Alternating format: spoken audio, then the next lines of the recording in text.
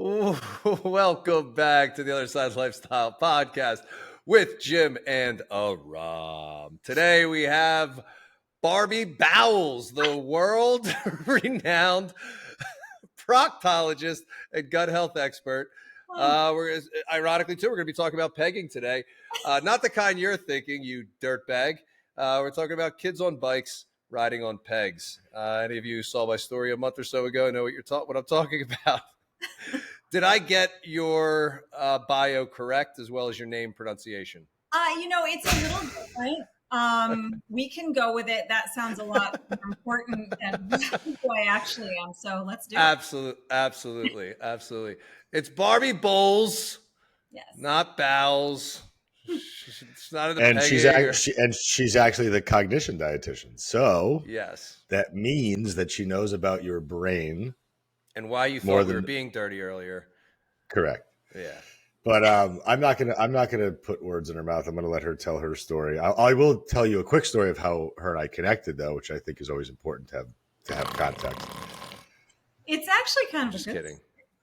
I think it's great. I think it's so we had Cody McBroom on a couple weeks ago, and the story of how I met was interesting, and the story of how you and I met was probably even more interesting, because these are two situations that were born out of discourse, so to speak, and it connected the two of us. So after the Real Coaches Summit misinformation in air quotes fiasco, I had seen a couple of comments. Barbie's was one of them.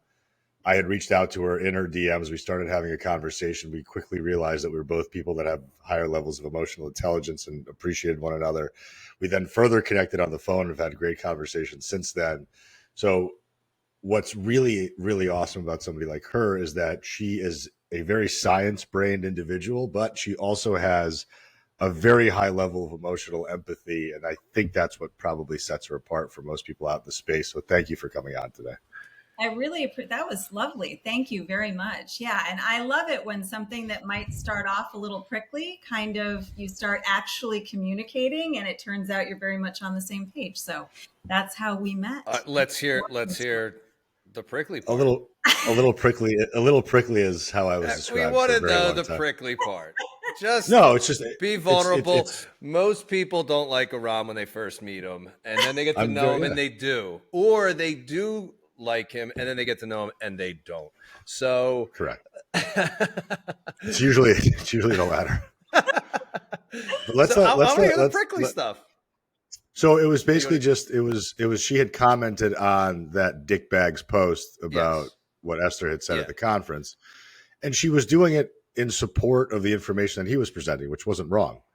I hope that he gets diarrhea for the rest of his life, but that's just me. At least you've worked through those emotions. You see over it. I have. So I'm very much over it.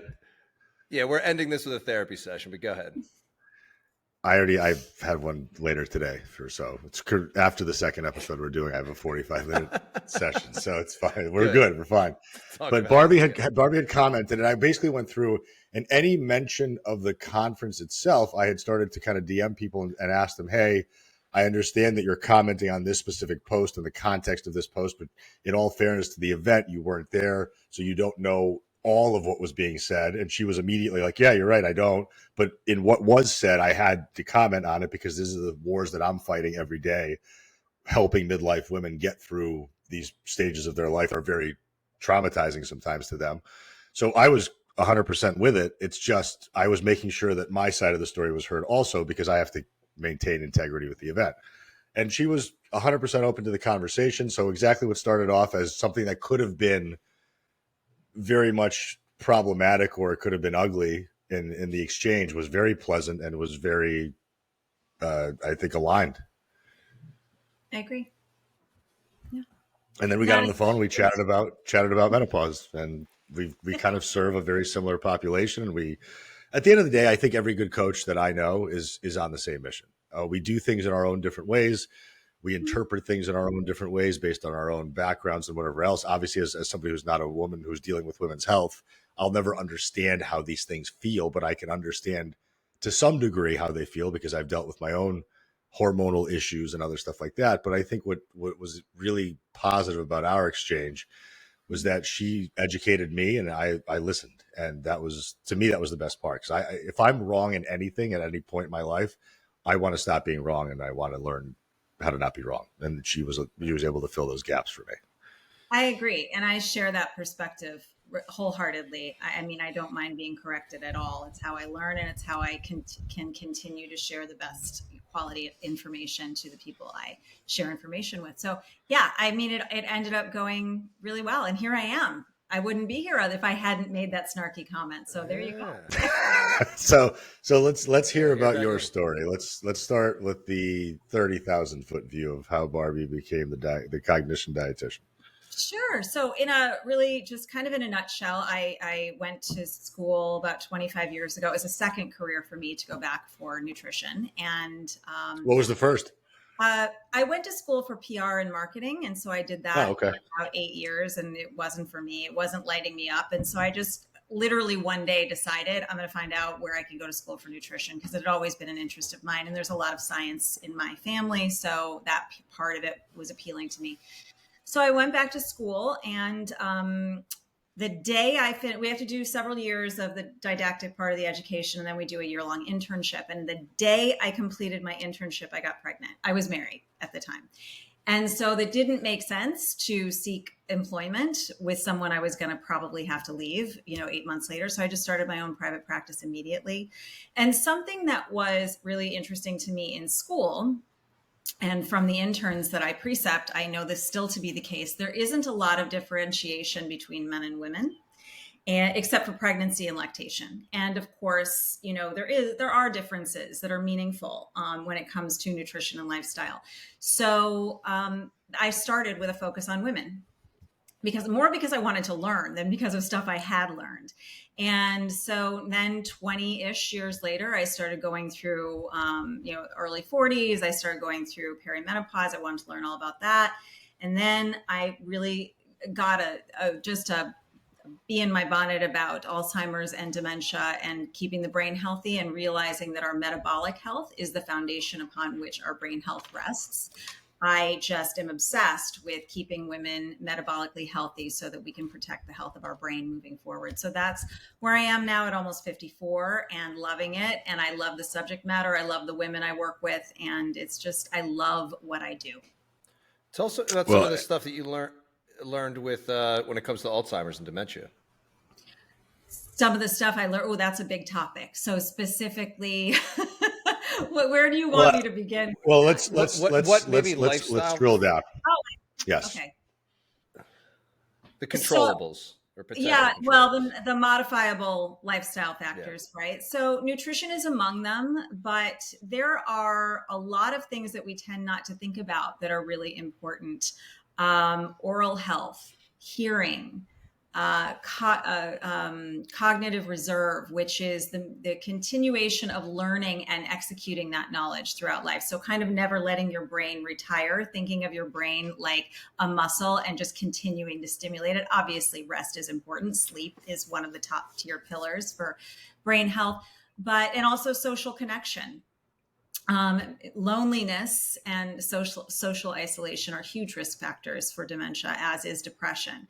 So I kind of push those to the forefront, because we always think about nutrition and exercise and, all of that. And obviously they're incredibly key, but these other pieces that we tend not to think so much about are equally, if not more important. Building cognitive reserve, social connection, getting good quality sleep.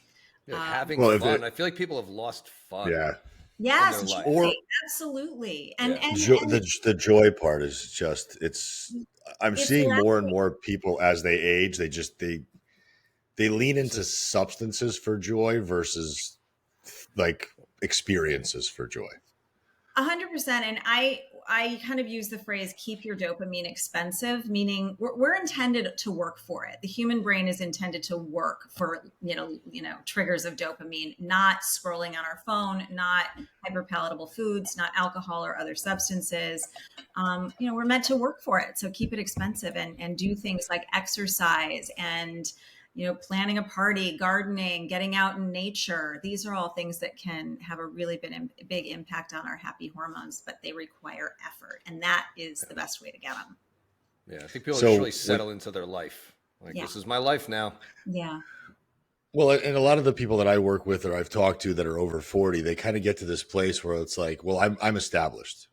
Like this is how the rest of my life is just Yeah. going to be. And Yeah. and it's a very odd level of acceptance that occurs where it's like, well, I can't learn new skills, or what's the point? I don't have time to do that. As opposed to, like, I see people when I go see my parents in Florida and West Palm, I see people that are 85 years old that are in the gym for the first time that they've ever been in the gym ever. And they're working with a trainer at 85, or they go and they learn how to do sewing or knitting. My mom took a paint by numbers class for the first time. And there's a big difference between the way that my parents live their life. Like my father, who's 77, works for 4 hours, then he sits on the couch for the rest of the day and does nothing to develop himself. Mm-hmm. My mother, who's 78, does everything that he doesn't do. She goes and interacts with people. She goes for walks with people. She goes to the pool with people. She goes to these classes. And you can tell there's a much higher level of joy with her than there is with my dad. So Yeah. can you speak to that effect? And what kind of things can people start doing in their 40s as the kids start to leave the house, to where, like, it's not just, hey, let's go out to dinner and have fun tonight. What are the other things that you're encouraging people to do? Yeah, what I always think of, because it can be hard, right? I mean, one of the very first questions I ask a new client is, where do you derive your joy from? Where does it come from for you? What are your sources of joy? And My kids.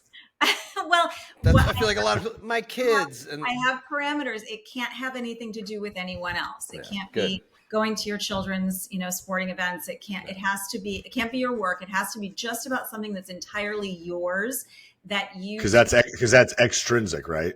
Yes. And so, but women, men too, but I think women in particular tend to give away so much of their energy to their partner, their children, their work, and they don't reclaim a lot of that energy for themselves until they realize, oh, wow, I really need more joy in my life. And so I really start to get them thinking about it. And it can be very difficult.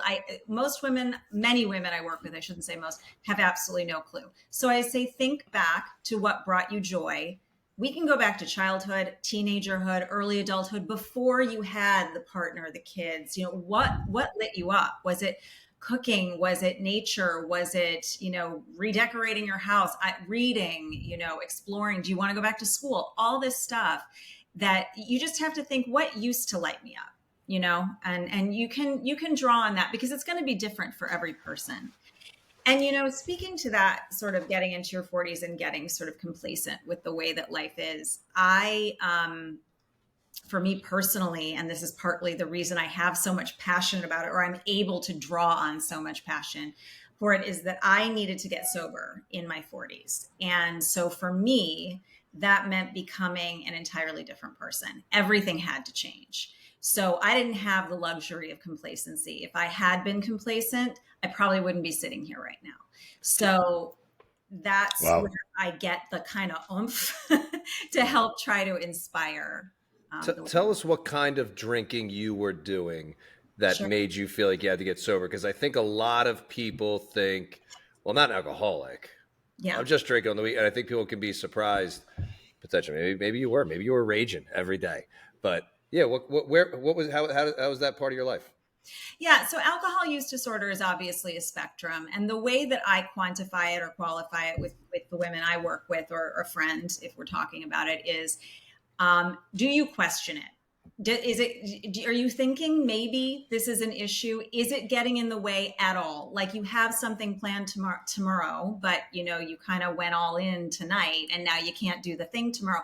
These are things, I'm not suggesting that qualifies as alcohol use disorder, but it's time to start paying attention. For me, there was absolutely zero question. I was drinking a lot, and I was drinking every day. I was high functioning. Okay. So I was running my business. I was being a parent. I was being a partner. I was doing all the things, but I was either intoxicated or hungover 24/7 for several years. That's impressive. Well, I mean, the sobriety is the thing that I am, besides the people that my children are, and that's half my ex-husband as well, of course, but the people who they've turned out to be and my sobriety are the things I'm most proud of in my life, because it really did require doing something completely different, and it was terrifying, but I couldn't be happier, and I don't miss it at all. I think it's interesting, that question of, do you consider it? Do you think about it? Because our brain wants that familiarity. And I've experienced so many times with other things, and I'm sure everybody has, how quickly we talk ourselves out of that change with, oh, it's not that big of a deal. It's just the weekends, or it's not that big of a deal. But that can be the one roadblock that's stopping them from getting to either a place physique-wise or health-wise or even joy-wise. It can be the one thing that's blocking. And how quickly do you ever have conversations with people where, like, yeah, question, it's not a big deal. And do you talk them through any of that? Yeah. And it's not my job to diagnose anything or to label anything, but I ask questions that allow them to kind of self-reflect on how is this playing out in your life? Is it impacting how you show up for yourself, your job, your family, your friends, in any way that is negative, is causing you shame, is just getting in the way of who you actually want to be as a person and how you want to be living your life? And if the answer is yes on any level, it's time to start taking a look at it. And there are people who can just put it down because they made that realization. And then there are people who need help.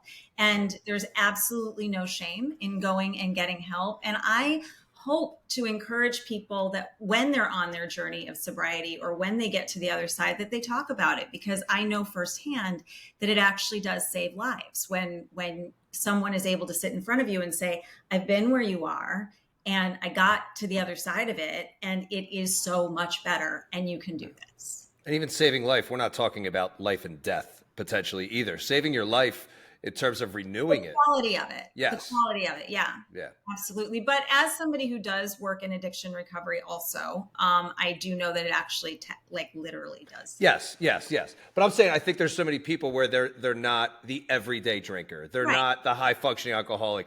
It does affect them and how they're showing up, and they justify it. It's not that big of a deal, but they do think about it. Like, yeah, I'd like to stop. They keep doing the sober January, they're sober October. They know that it's good for them to do that, but then they talk themselves out of it, and they still not realizing how much it can change their life or save the functioning of their life.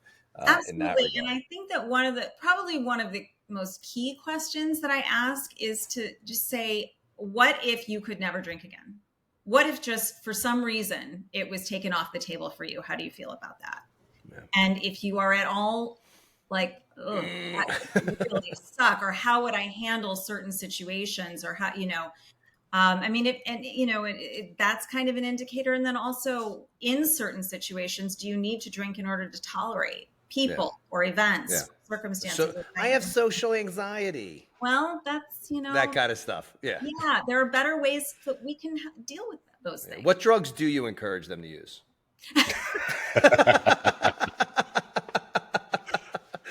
As I'm drinking my four fingers of coffee. Iced coffee. Caffeine's a drug. Oh my goodness! Most widely used drug in the world. That's my drug of choice these days.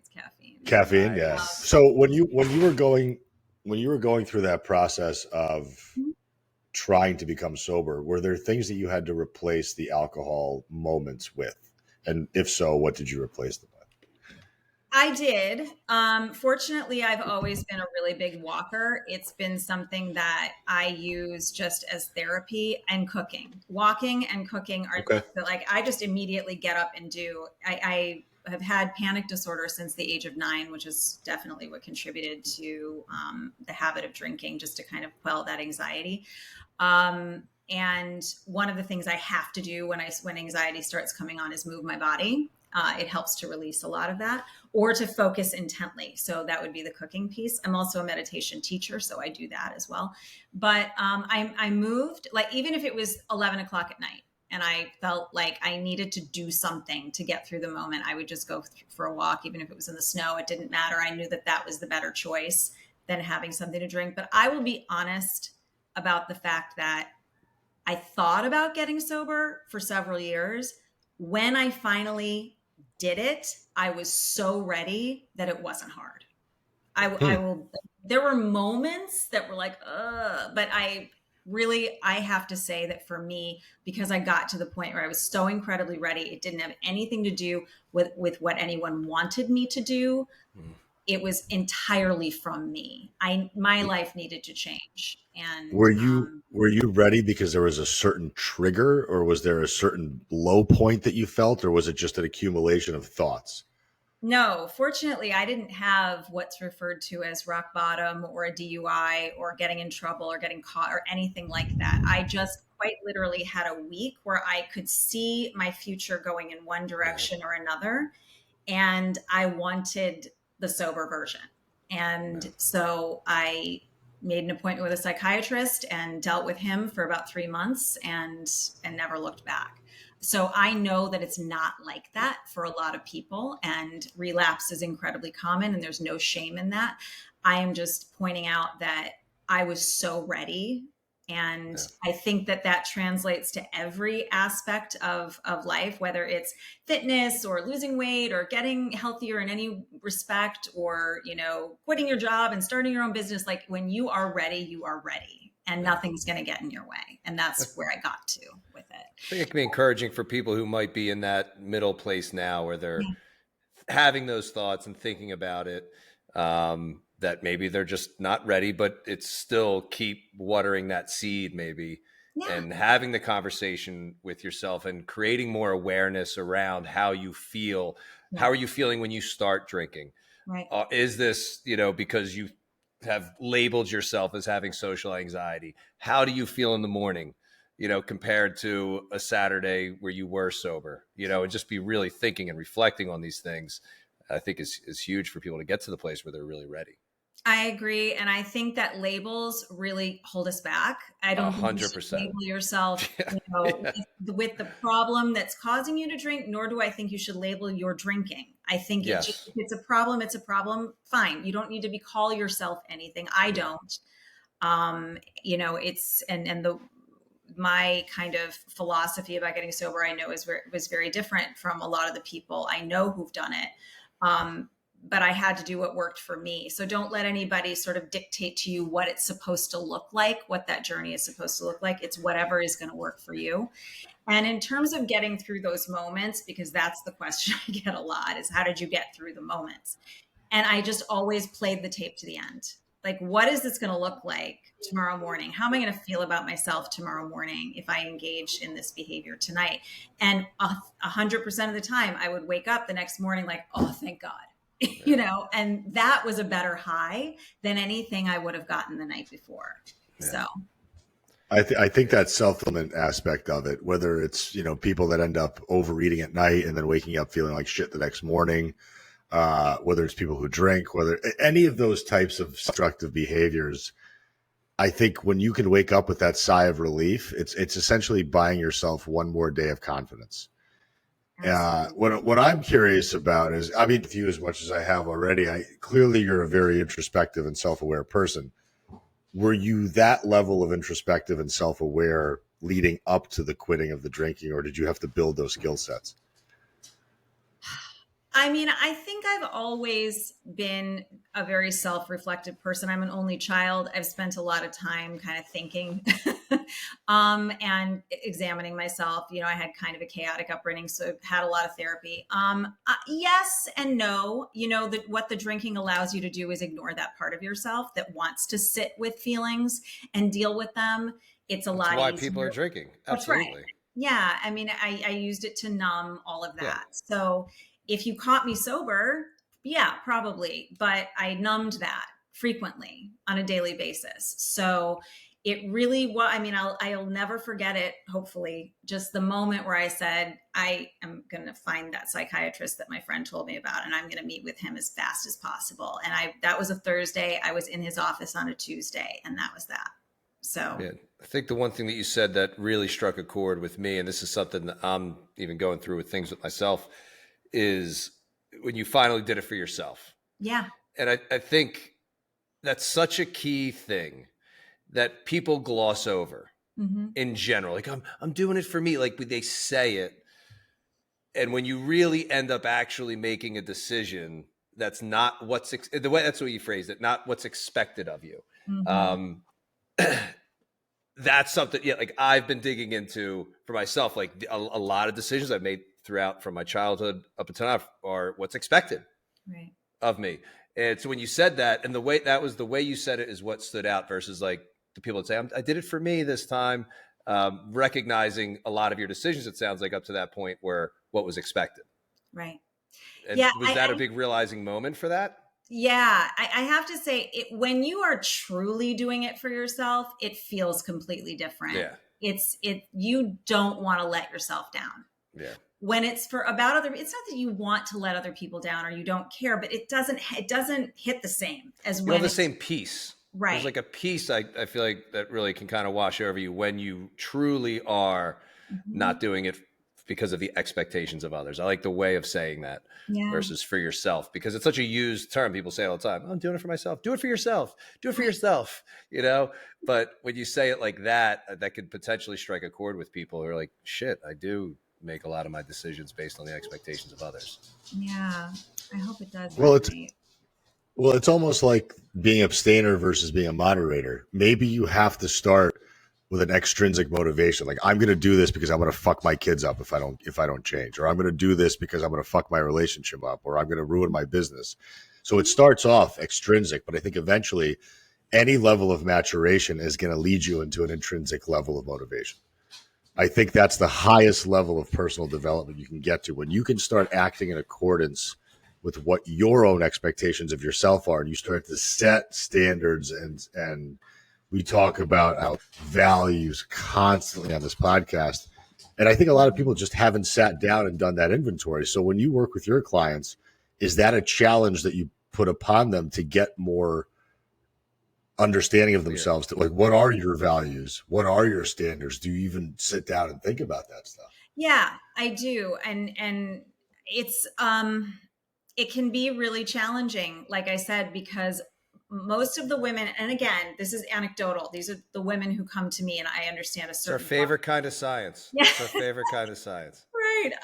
A certain population comes to work with me. I attract a certain population, but these are women who are doing a lot of things. They're very busy, and it's all of their focus is out here. And I encourage them to just really sit with themselves for as long as possible. I encourage breath work and meditation and sitting quietly and really getting to understand, why are you doing this? What is the purpose here?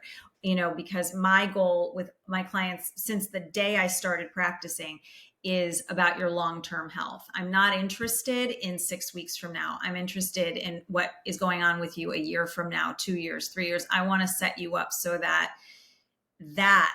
is where you're going to be thriving. We're going to spend not that I'm necessarily working with somebody for an entire year, but I'm setting them up to plan about a year or maybe 2, depending upon where they're coming from, of solidifying the habits that are going to take them into the next 5, 10, 15, 20 years, hopefully 40, 50 years with the just thriving and showing up how they want to show up. And that requires understanding why you're doing it.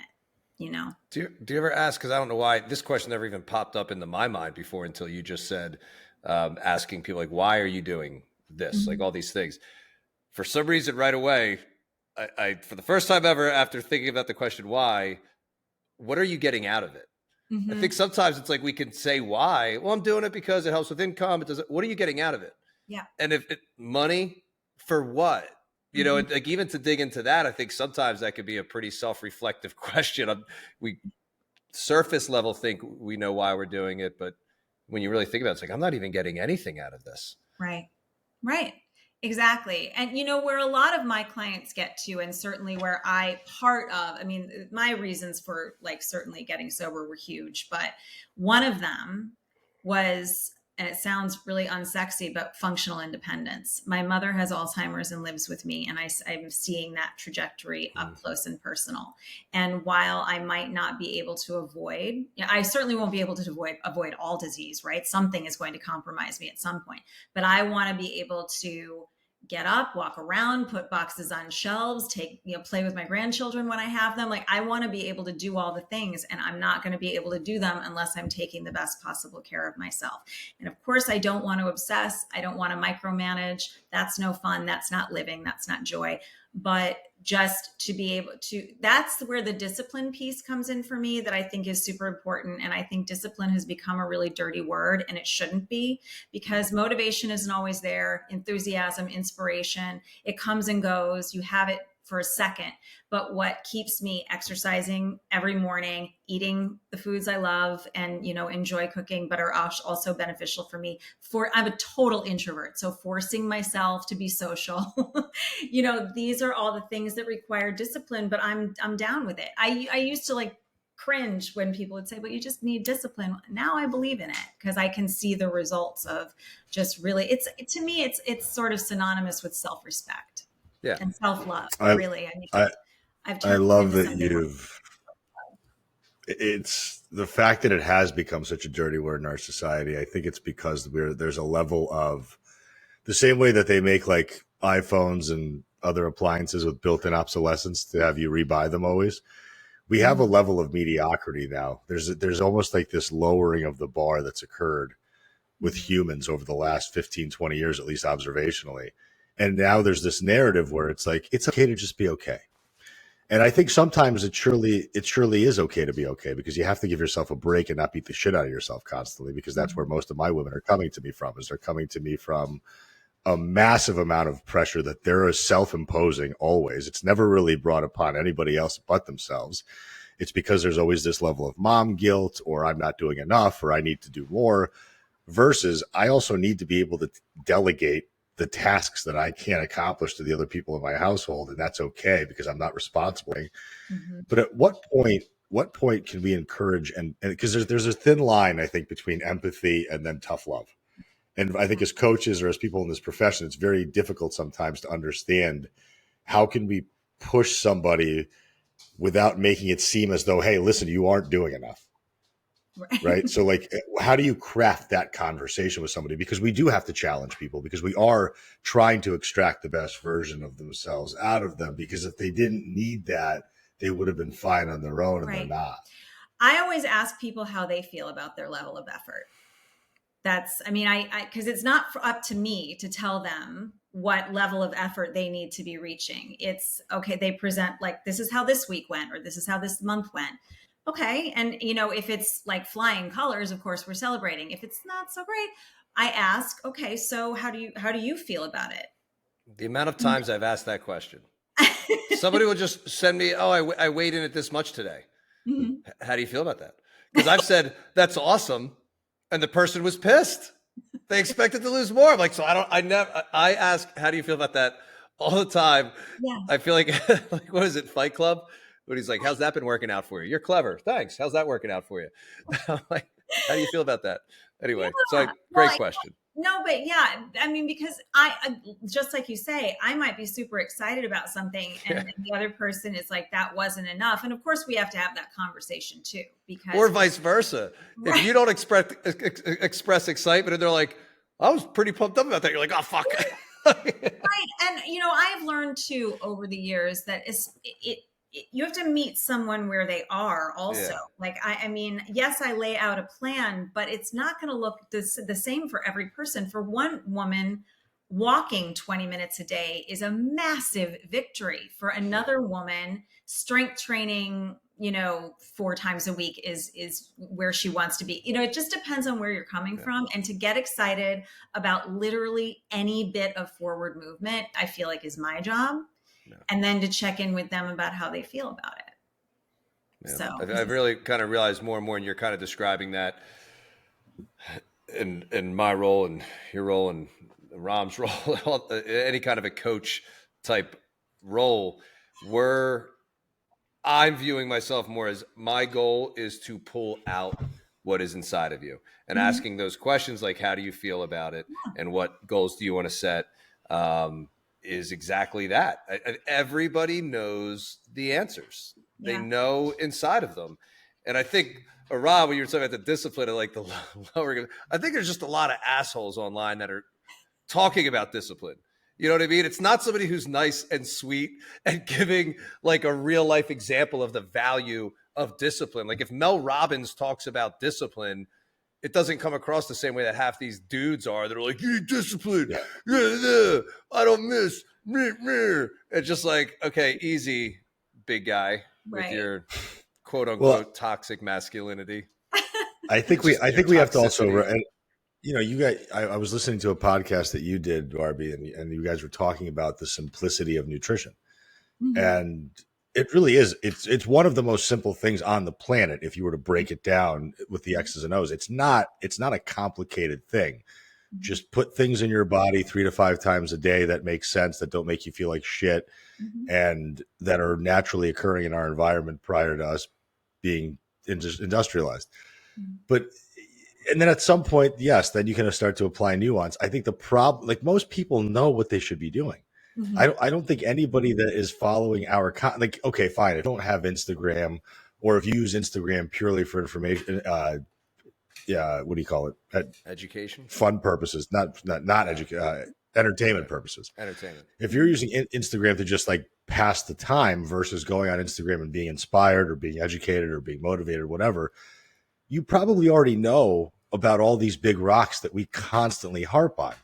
Yep. So what do you feel is the disconnect between knowing what to do and applying what to do? Well, first of all, yes, the science of nutrition is incredibly complex. What the average healthy person needs to do to maintain their health or maybe improve their health, that's what's incredibly simple. I blame all of the people spreading the mis and disinformation, because when I say the things I say about what will, benefit someone's health, of course, people have already heard it, but they're pulling information that they've heard other places that is inaccurate. So it's not that they don't know, like you're saying, it's that they're getting the water is getting muddied by people who are just intentionally spreading mis and disinformation. I think the disconnect is in part that confusion. People aren't sure what it is exactly they're supposed to do, and they want the quickest route to it, which I also think and they don't want to give up the pleasures of their life. Right. I mean, yes. And we've been sold a lie, which is that good health can happen in 6 weeks. If you're coming from a place where maybe you've spent the last several years, maybe several decades, not taking the best care of yourself, you're not going to turn that around in 6 weeks. This is why I'm saying I tend to give people a year or two, like, let's think super long term. And then what is your life going to look like 5-10 years from now? Not 6 weeks to your summer body, because that can come and go. It's going to cause a lot of stress along the way. Let's just do something that's going to benefit you now, and it's going to go a lot slower, and you're not going to, see these crazy results and all the fat falling off and the muscles popping out of your arms and all of that. But eventually next year you might, and then it's going to be sustainable. So I think the disconnect is the confusion, and is it in expecting results too quickly, so they give up too quickly. Yeah, becoming too goal-oriented, not process-oriented. Yeah. And it sounds like, too, I mean, with you working with people, maybe trying to establish values, I feel like that's becoming something that's becoming so aware to me, that how important that is. Yeah. When you do actually establish and understand what your actual values are, it makes it much easier to make decisions, mm-hmm. because they're in line with your values. You don't ever confront that or ever face that. You're going to be making decisions that are in line with losing weight. Right. And then you're confused. Okay, I'm going to cut all these things out. Like, it got to happen quick. And then they have the weekend splurge after a week, maybe 2 weeks, maybe 3, whatever it might be. But it becomes very hard to make decisions when it's not rooted in any kind of a value system. Absolutely. And if the desire to lose weight was enough, no one would be overweight. Yeah. So clearly that's not motivation enough. You need to have some bigger why in your life that is something that you can put on Post-it notes. Oops, sorry, my light went off. You can put on Post-it notes all over your house. Can you turn on Aram's while you're there? I like being a little more Dark Knight-y. You are the Dark Knight. Yeah. Hey, can you finish the podcast like this? Aram. But yeah, we have to have something that is far more meaningful, that's going to keep us going, that we can remind ourselves of, and play that tape to the end. See yourself there. I'm a big believer in visualization too. Like, actually picture it. We don't have to get too woo, but just, really picture yourself living this life that you want to be living. What is that person doing? Yes. That's what to do. Yeah. It's like, I've said it before, like, what would Jesus do? Yeah. You know, everybody's like, what would Jesus do? For me do. Yeah. What would you do? Right. The you that exactly what you just said, the you that you want to be, what would you do? And I feel like even more and more the parallels of like biblical lessons to our own life. It's like, just, okay, take all the lessons about Jesus and just let that be you. You don't believe in God or Jesus? Cool. What would you do? Sub out the word Jesus with your first name, the version of you that you want to be.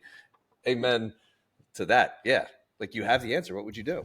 Yeah, absolutely. And I think, oh, sorry, go ahead. He loves Jesus. No, go ahead. I was just going to say, there is this concept that is talked about sort of changing your identity, really developing a new identity around this person that you desire to be. And some people think that's a little extra and a little out there. And I agree. Not at all. Well, if we're just talking about like losing 15 pounds and otherwise your life is great, then no, you don't need to think about becoming a different human. But if everything is a hot mess and your life is falling apart and that's not what you want, and you can see a better version of it, then become that person. And sometimes that really does mean radically changing who you identify as right now. I think you got to check yourself. Like you were saying before, we check yourself when that voice comes in. That's You're fine. You're fine how you are. This idea that if you want to change something, that means you don't love yourself. And, it's like, you're fine just the way you are. I think it's the opposite. I absolutely. Yeah, correct. Yeah. Yeah, absolutely. Which is what you said before: self-respect, self-love. Yeah, it's all those things. And so, there has to be a lot of self-acceptance too for where you are right now. But that the two are not mutually exclusive. Desiring change does not mean that you don't, accept who you are, care about yourself. In fact, I think it means the opposite. With those, that gets conflated a lot. Obviously, there's a very fine line, especially when we're talking about the issue of weight loss. Very nuanced topic that could be talked about literally all day. So I don't want to, suggest that I'm insensitive to that nuance. I am anything but. I've been doing this a long time. I've worked with a lot of different kinds of people. I myself gained 35 pounds between the age of 47 and 50 and have, spent about 8 months taking care of that. And it's 3.5 years later. So I know what that struggle is too. So I don't want to suggest that it's easy, but it is necessary to change your mindset and not accept what you don't want to accept because you don't have to. Yeah. I'm curious as to your take and two things. So a lot of times when we talk about fat loss conventionally, it's talked about as something that should be sustainable. Mm-hmm. So I agree that the loss itself should be maintained, right? That's the whole purpose. You want to lose 20 pounds, you want to be able to lose it and keep it off. So that part, sure. But also from a scientific standpoint, the methods by which we lose fat, right? Mm-hmm. So getting ourselves into a calorie deficit and doing all the things, those methods sometimes or very often are not sustainable. Mm-hmm. And I'm just curious to hear your perspective on that, because if let's say somebody is, most of my women that are going to be somewhere in the 40 to 50-year-old range are sitting somewhere between 140 to 190 pounds. They're maintaining weight on 15 to 1900 calories. Mm-hmm. They haven't spent a great deal of their life strength training. This is probably something that's relatively new to them, let's say in the last 5 years. Mm-hmm. They haven't spent any length of time until recently quantifying their food. And, they are experiencing the midlife issues that most people experience when they start getting to cut calories, and they're going to have to reduce intake to some extent because that's how the mechanism works. Without a deficit, we know that that's not going to occur. So how do we talk about that in a way that now starts to become a little bit less frightening? Because when you hear things like, well, 1200 calories isn't good for you.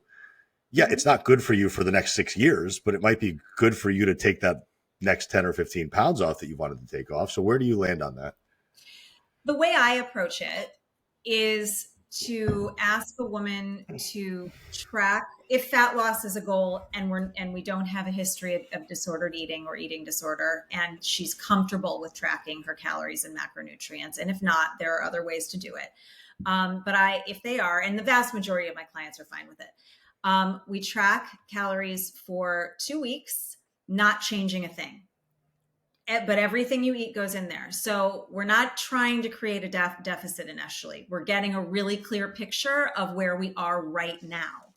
That will help us determine a reasonable and sustainable and relatively painless calorie deficit, because we can really see, okay, well, here's where we could pull back 100 calories, and here's where we could pull back another 50, and here's where we can burn like 75 more. You know what I'm saying? So we can do it in a way that's super customized and doesn't feel like restriction and deprivation. Understanding with the woman, understanding that my approach is to go slower. So we're not losing muscle. It's super sustainable. I understand the concept of let's go hard, get results, and stay motivated. I personally have never found that effective over time. People will do that against my advice, but then we're back to being super hungry and tired, and then we want to eat more. So I always just say, let's see where we are realistically. And then let's really examine it and tease out where we can pull back 250, 300 calories, bump up the exercise. So that's my approach. And I generally find that that's pretty effective as long as we have a lot of accuracy in our tracking. Yeah. So that's not leading to disordered living is what you're saying when you say... Well, hopefully not. Hopefully not. I don't think that tracking has to have, a kind of, I don't think that it needs to be disordered or undesirable. In fact, I personally think it's the only way to really be accurate. But how else? Because this idea of a thumbful of fat or a handful of protein, I went through PN level 1. I appreciated most of that textbook. But when I got to that point, it doesn't hold water in the real world. It just doesn't. Because if you sit there and you start... It's funny too, because it's even under the premise that tracking calories is not accurate. Because it can always be 20% off, up or down. So why bother tracking if it's not accurate? So use your thumb. Your thumb or my thumb? Yeah, my thumb. Oh, that's the problem. I have small thumbs. Well, your thumb... So my fat would be my fat would be lower than yours. His thumb looks like the big toe on a foot. Right. It's a little I have teeny hands. No, I have teeny hands. So think about that. You're a double thumb or fat consumer. Is that what you're saying? But that's an interesting point. I'm a 210-pound man who's got small hands. So if I was to go by that rhetoric, all I'm picturing is what I'm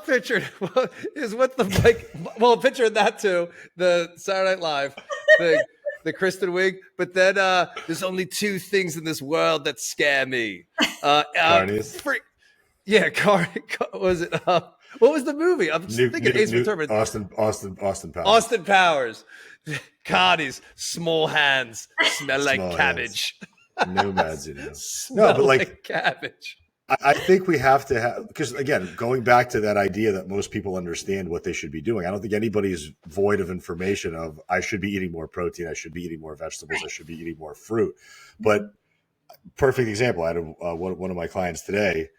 I had posted what midday looks like for me and where my protein, carbs, and fats were by like 2:00 in the afternoon. And I had like an abundance of protein and I had about 200 grams of carbs left for the day and like 50 grams of fat.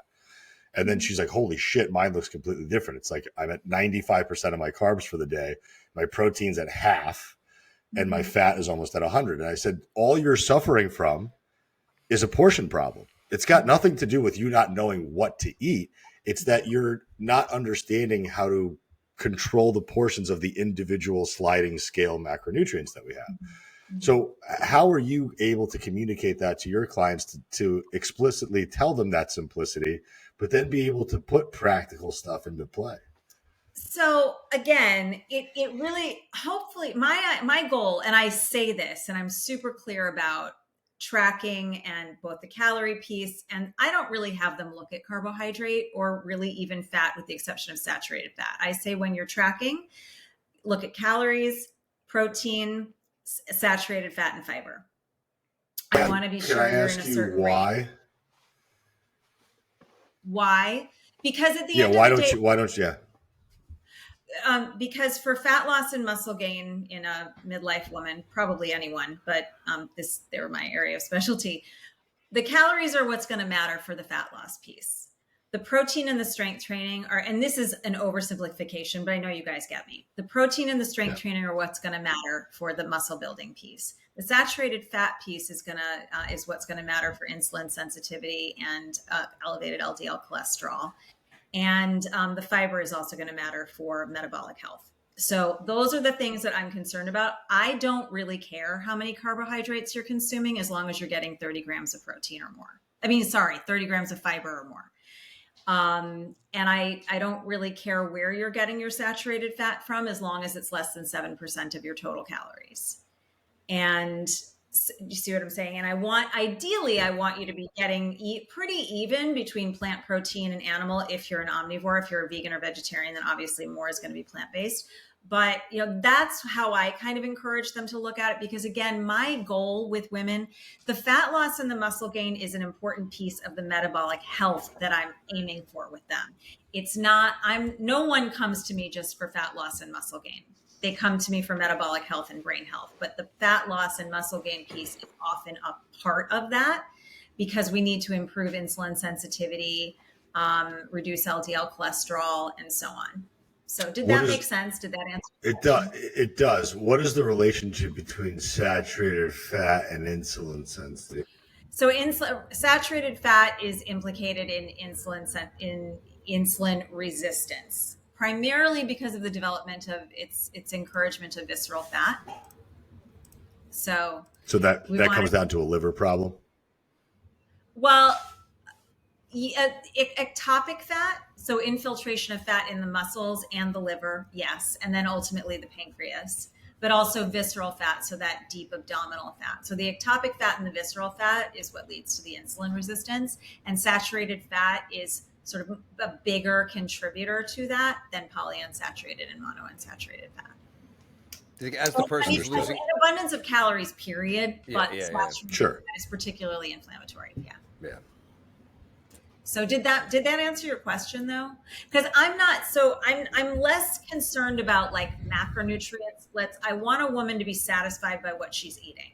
I want her to be getting enough protein, fiber, and not too much saturated fat. And if fat loss is a goal, the calories matter. They have to. Yes. But I go in with the assumption that we need to experiment for like a solid month with that calorie amount. Like I don't have a window into a woman's unique physiology and metabolism.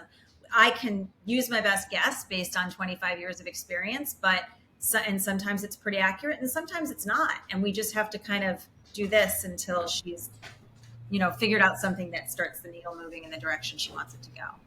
Yeah, the average person doesn't matter the carbs and fats. I mean, it's not like we're getting on stage. We have hardcore training, so we need to make sure we're getting enough carbs to support that. For the average person, calories and protein are what's going to matter most. If they like carbs more, they'll tend to have some more carbs, and they have their calorie goal to kind of limit the potential of how much they can have. Absolutely. And I mean, if you're getting 30 grams of protein, I keep saying that. If you're getting 30 grams of fiber 7 times a day is how she's trying to finish that sentence. You're getting enough carbohydrate, most likely. Yeah. So, you know what I'm saying? Well, and I think the devil's advocate argument that I would have about that would be if you're setting somebody's parameters, if you're giving these people guidelines and frameworks, you're going to be tracking these things anyway, right? You're probably using a food track. Right. Why not just have a carb goal and a fat goal and a protein goal and a calorie goal, since all these things are comprising because it could just be another thing that they feel like a failure for as well. Like, oh, I was over my carbs. I did something wrong. That's my take on it. Sorry. Well, and sure, and that can be the case, but it's also illuminating because if your goal for carbs is 150 a day, and that's going to obviously be a portion of your calorie intake for the day. If you're consistently blowing that out of the water by 50 or 60, well, now we know exactly why you've been on an upswing of weight versus a downswing. But if the calories are controlled. But again, if you're going to control calories, but it's hard to tell somebody control calories but don't control carbs and fat. That's where my argument starts. If I had somebody, it happens by default unless we're kind of missing each other. I absolutely do. I mean, there's a whole page on this, this percent of of calories from carbohydrate, protein, and fat, and how that translates to grams and examples. There's a whole, basically chapter on that in what I give to my clients. But I'm saying when it comes to being realistic and tracking, first of all, not every day is going to be the same. The last thing in the world I want is a woman to feel like she's got to count her carbohydrates or count her grams of protein, and especially because life fluctuates. So over the course of a week, if she has generally averaged the number of calories that is in alignment with her goal, she's getting enough protein, she's getting enough fiber. And ideally, of course, I want the carbohydrates to be varied so that we're getting a nice spectrum of phytonutrients, because that's super important for reducing inflammation, fighting disease, brain health. Like I'm saying, in general, if you're eating fiber-dense carbohydrates, you're generally getting, a nice spectrum of phytonutrients. But I'm also looking for variety there too. So the only downside it would be if the woman is eating a lot of these carb balance bread products, like a Mission tortilla that says 70 calories. It's really 120. The Schmidt 647 bread that says 35 calories. It's really 65, 70 calories. That's where a person could get into trouble. I'm only eating this many calories according to what the calorie says on those labels. But if you're having the discussions like you're having, that stuff shouldn't be happening. That's the point. It can be very difficult. You do what you do for a living and I do. So I think that our brains kind of adapt to what tracking looks like and knowing what to enter and knowing what food to select and understanding what grams look like and all of that. For some people, that is a foreign language and they don't understand it and they will never truly understand it. So with a client, if she's really struggling and it doesn't seem to be panning out, then I really go through it line by line with her. Do you really think you had that much salmon in that meal? Because sometimes it's like 10 grams or 10 ounces. I'm sure she didn't eat that, and so we really tease it out. But if we're just talking to general people, it's you have to go in with the mindset of experimentation. Obviously, if you really believe that you are entering everything down to the gram and you're not losing fat in 4 or 6 weeks, something's up and you've got to take a closer look at it. But in general, what I'm describing tends to start working within 3 to 4 weeks. It's probably just their thyroid. God. Just give them T3; they'll be fine. Yeah. Well, no, because you and I had spoken that Saturday on the phone. You had said that when we had chatted on that one Saturday a couple of weeks ago. You had said that you like to use percentages, and I think that's a great way to do it. Where you're saying, X amount of percentage needs to come from protein, comes from fat, and I like the fact that you're giving folks guardrails and parameters, because that's really what it is. Even filtering down from that, then you can give them a list of foods that fall within those parameters. Like if you eat these things, you'll probably fall within these parameters. Now, obviously, if somebody's trying to control calories, they don't have the ultimate level of freedom and flexibility to go and have as many meals out as they want, or to go and have, every one of their carb sources is high in carbohydrate density as far as like a banana or rice, because those things will add up quickly. So I think sometimes when you do track things like carbs and fats, you hopefully build the awareness of where the hell are my carbs actually coming from. Like today was a perfect example. I was able to go through her food log today and say, hey, you're at 90 grams of carbs already because every choice that you made was very low in volume and high in carbs. Mm-hmm. So you weren't actually being satiated by those foods. You're eating them, and they're certainly carb sources. But I would have chosen something like, so instead of a banana, I would have eaten 2 containers of berries, which would have given me less carbs, more fiber. Or the rice, I would have chosen a sweet potato versus the rice, because I would have gotten more food volume, more satiety, more potassium, more fiber, less carbs. So these are where I think it's important for our clients, at least the way that I see it. I want them to be as smart and as aware of this stuff as possible, so that when they're struggling with something, that they're not starting to put the process down or say that this isn't working and this doesn't work and the process is broken. It's like, no, the process isn't broken. It's just you haven't quite figured it out yet. We're still playing with it. That's okay, because we have all the time in the world for you to figure this out. But you have to have a white belt mentality about it, as opposed to, if I'm eating erratically, of course it's hard to track. If I'm eating 5 to 7 meals out a week, it's hard to track that. I would never expect to. I don't track my meals out. I estimate 2 or 3 meals out a week, and I do the best I can, but I don't know.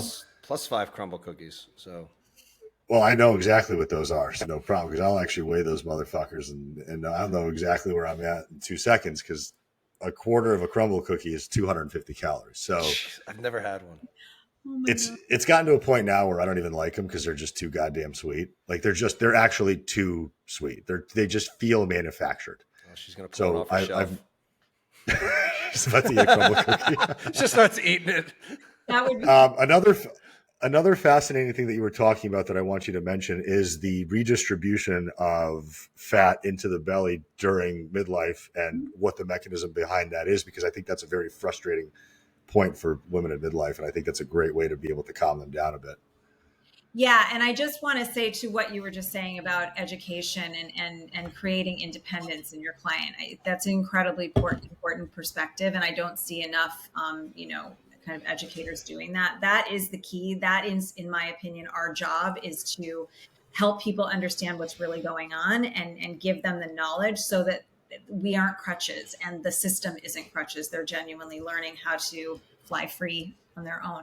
So the redistribution of fat to the belly area, to the abdomen, is a phenomenon that happens with perimenopause, in the menopause transition, and then certainly postmenopausally.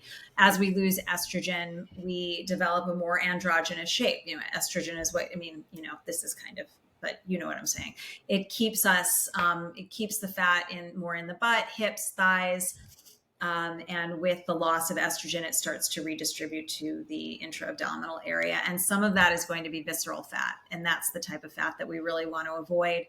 Some is going to be subcutaneous too. And how much of each is going to depend on your genes, and your lifestyle. But, the quickness, the rapidness with which you start accumulating visceral and ectopic fat is more genetically based. So yeah, it is something that we have to look out for and be mindful of. And it's really not, I don't speak about it in terms of being an aesthetic concern. Certainly if a woman is bothered by it, I don't undermine that at all from an aesthetic perspective, but my approach is to really get after it from an inflammation perspective and reducing risk of metabolic disease, because it is a big contributor. What are some of the things, if you can possibly quick, that people can plant the seed? Yeah, plant the seed for what people can do for about that. Because that's a big concern for a lot of women. Like, you're fine, it's just a little bit. Yeah. So exercise is the number one thing you can do to reduce visceral fat, cardiovascular activity. And I don't mean HIIT classes 5 days a week or spin classes. We want zone 2 is actually very effective. High intensity is very effective too, but we don't really need, you can do what you want, but you don't really need more than 20 to 30 minutes for the optimal metabolic benefits. But zone 2, we want more like 150 minutes a week-ish. Some people say 300. I know a lot of people are not, you just cannot fit that into their schedule. And I don't want that's a shit ton of time. That's a lot. It's a lot of time. But 150. It's only 30 minutes, 10 days a week. Yeah, 0% chance I'm getting 300 minutes of zone 2 cardio. I don't think I've done 300 minutes of my life. Most people can't. But 150 minutes is good. And then obviously strength training is great for the body composition.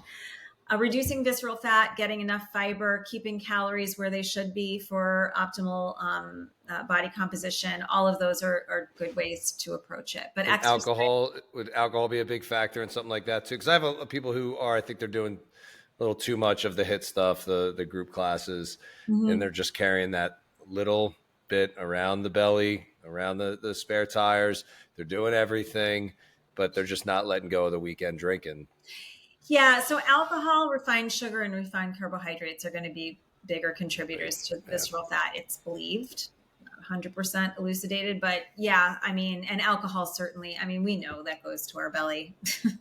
And alcohol is one of, provided it's not sort of a bigger issue that's going to, that is a struggle for you, it is one of the easiest levers you can pull to improve your body composition and your overall health. So if you're at all questioning it and it's just a matter of picking it up or putting it down, just put it down and find other See ways what happens for yourself. Yeah, exactly. Find another drug, man. Just find another drug. There's so many good ones out there. Just Pick a better drug.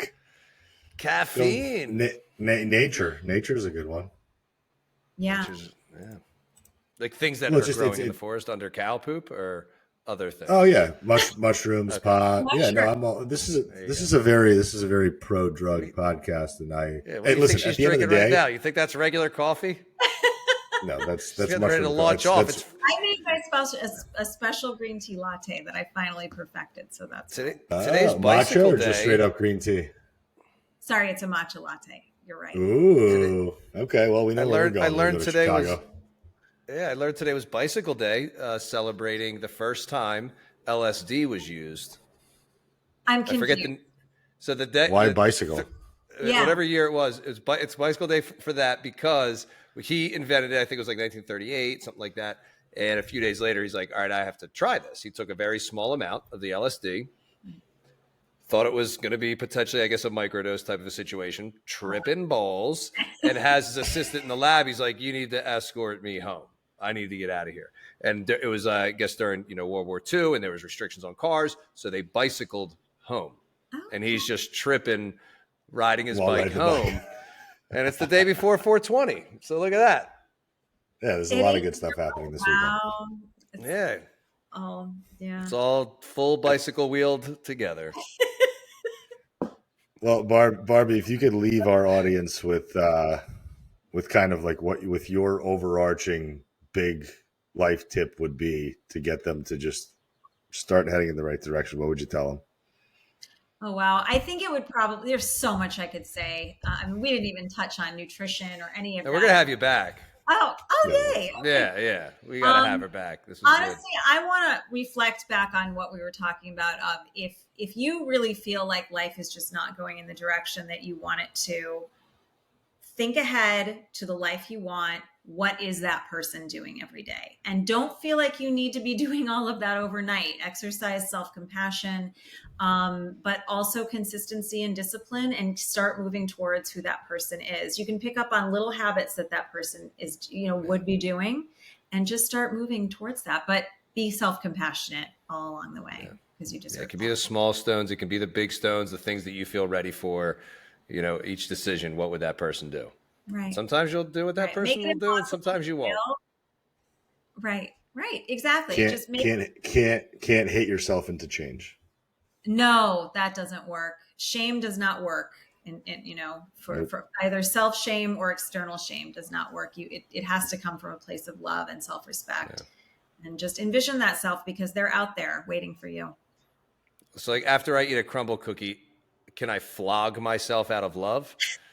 Yes. Can I lovingly flog myself as punishment? Will that work? I do. I do. That sounds fun. I mean, do what works. I always eat my crumble cookies in the nude in front of the mirror.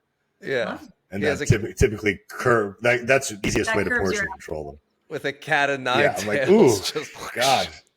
Especially when it's one of the sprinkle or frosting based and it falls down into my chest hair. That's an easy way to just get rid of calories.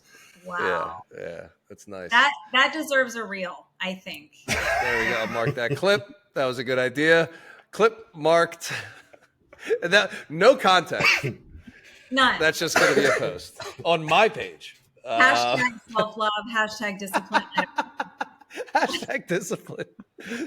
Oh man.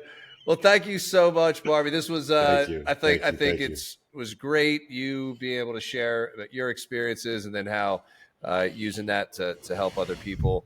I had a blast talking with you. Me too. And definitely give her a follow. You'll see it in the show notes, the Cognition Dietitian.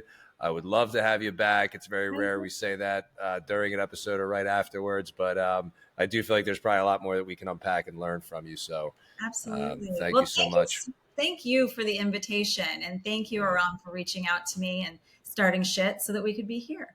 Yeah. Actually, I guess I started the shit. Yeah. And Barbie, we have one. Go ahead. Yeah.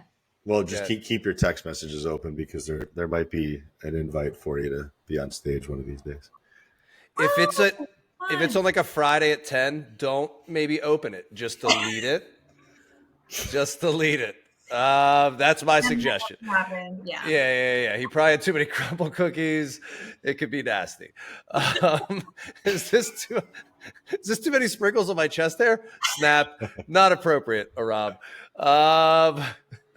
What would his future self do? Anyway. Shave my chest there. Oh God.